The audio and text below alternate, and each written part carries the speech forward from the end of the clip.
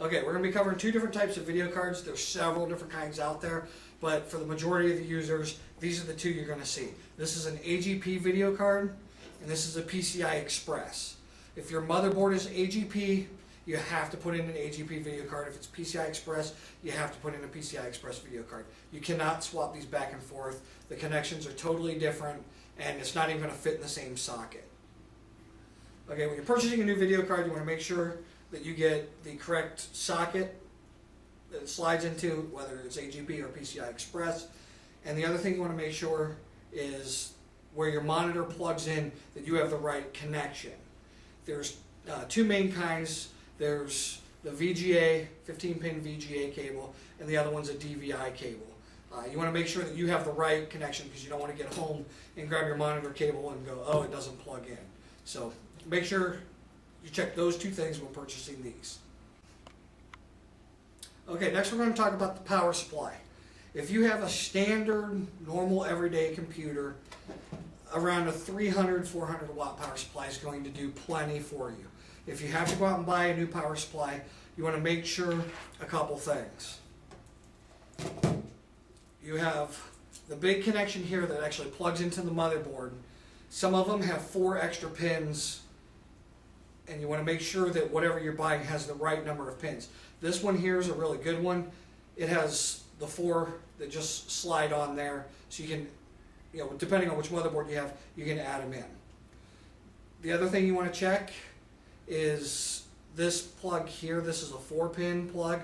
This also plugs into the motherboard. This powers a couple other things like your fans and stuff like that. Some of the other motherboards and video cards have different size cables that plug into them, and you want to make sure that the power supply you buy is going to have the plugs that fit into your computer. This power port here is for your hard drives and your CD drives. This one here is the newer style. So if you have a newer computer, this is a serial ATA or SATA. You want to make sure that you have SATA plugs if you have SATA hard drives. You don't want to go out and buy a power supply that has these and then get home and find out you have SATA hard drive and you can't plug the power in. So make sure you're buying the right stuff. Alright, next we're going to talk about CDs and DVD drives. If you have a CD drive and it goes bad, just replace it with a DVD drive. It's pretty hard to come by a CD drive today anyways, and the DVD drives are the same price, so you might as well get the DVD drive. A couple things you want to look at when you purchase one is what style is it. This one here is the serial ATA connection, and they also have the IDE connection, so you want to make sure that you're getting the correct connection that you have on your computer. The newer style is the serial ATA, so if you have an older computer, more than a year old, it's probably going to have the IDE connection on the back of it. Alright, next we're going to talk about the hard drive. This one here is the IDE hard drive that I was talking about earlier with the CD drives, and it has the ribbon cable that plugs in here. That's what that looks like. Normally there's a metal cover over top of this. I pulled this apart so you can see the inside of it.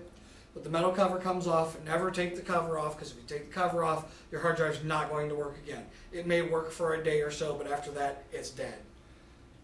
These kind of work like a record player. There's a big metal platter in here that spins, and a little head that runs back and forth and reads the data off of it. Anything gets on this, fingerprints, dust, anything microscopic, you're going to mess it up and it's not going to work anymore. I just wanted to show you what the inside of one of these looks like. A lot of times when the hard drives go dead, there's a couple things that go bad with them. The bearing for this goes out of it so that the platter doesn't spin anymore. The head actually floats nanometers above the platter. The platter gets spinning, creates an air current, and the head lifts off of it. If anything happens to the hard drive and that head starts hitting the platters, it's going to destroy all your data and you're not going to be able to read it anymore. It's pretty much the two things that happen to these. Either the head's hitting on the platter or the bearings go out in it and you can't read any data off of it anyways. It is very expensive to send these in and have them repaired. If you turn it on and you hear a tink, tink, tink noise, throw it away. You can't even pay thousands of dollars to have somebody repair it. it's just not worth it. If it's still spinning, if you can hear it spinning and Windows won't recognize it, bring it in and we can probably get your data off. But if it is making the tinking noise, there's no chance of getting it off. Okay, that concludes getting to know your computer hardware for beginner users.